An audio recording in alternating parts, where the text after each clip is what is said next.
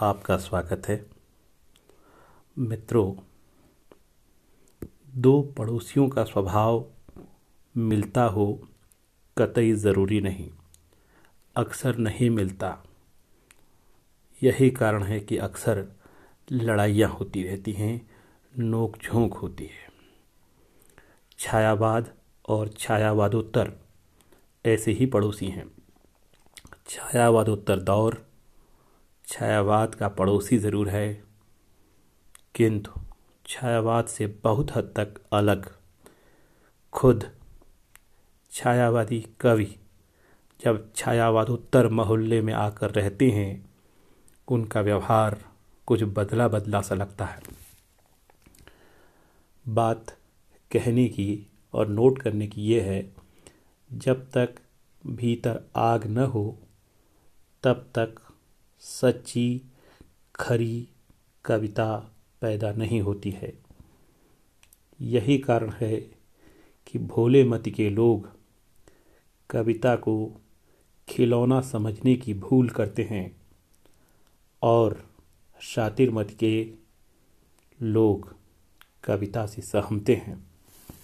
आइए छायावादी भावुकता, छायावादी कल्पनाशीलता, छायावादी पलायन से ठोस ज़मीन पर खड़े होकर आँखों में आँखें डालकर बात करना सीखते हैं कविता के साथ, छायावादोत्तर कविता के साथ।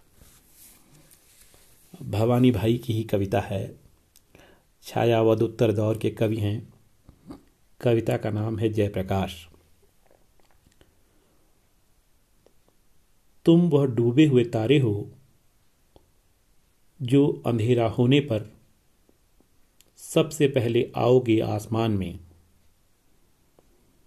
तुम्हारा ही वह नाम है जो दीपित नहीं होगा मेरे गान में, मेरे गान को दीपित करेगा और सीमित करेगा वह गान, आसमान को व्यापक करेगा गीत को, अंधेरे पर प्रकाश की जीत को, और करोड़ों कंठ एक साथ कहेंगे जय प्रकाश। अगली दो कविताएं सर्वेश्वर की हैं, सर्वेश्वर दयाल सक्सेना की हैं। लाल साइकिल। रात भर एक लाल साइकिल कटीले बाड़े से टिकी अकेली खड़ी रही। पुलिस की सीटियां बजती रहीं, उनके भारी बूटों की आवाजें आती रहीं। सुबह एक बच्चा कहीं से आया और ओस से भीगी ठंडी घंटी बजाने लगा। घर घराती हुई एक काली भारी गाड़ी सायरन बजाती आकर रुकी। बच्चा घंटी बजाना भूल गाड़ी की छत पर टिमटिमाती नीली रोशनी देखने लगा। फिर गाड़ी उसे लेकर चली गई। पहली बार मैं अपने कमरे के फर्श पर खिड़कियों के छड़ों की परछाइयां पड़ती देख सहम गया। भूख। जब भी भूख से लड़ने कोई खड़ा हो जाता है, सुंदर दिखने लगता है।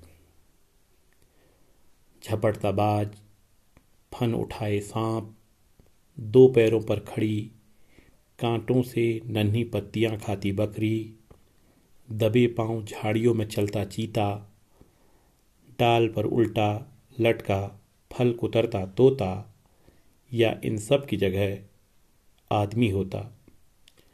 जब भी भूख से लड़ने कोई खड़ा हो जाता है, सुंदर दिखने लगता है।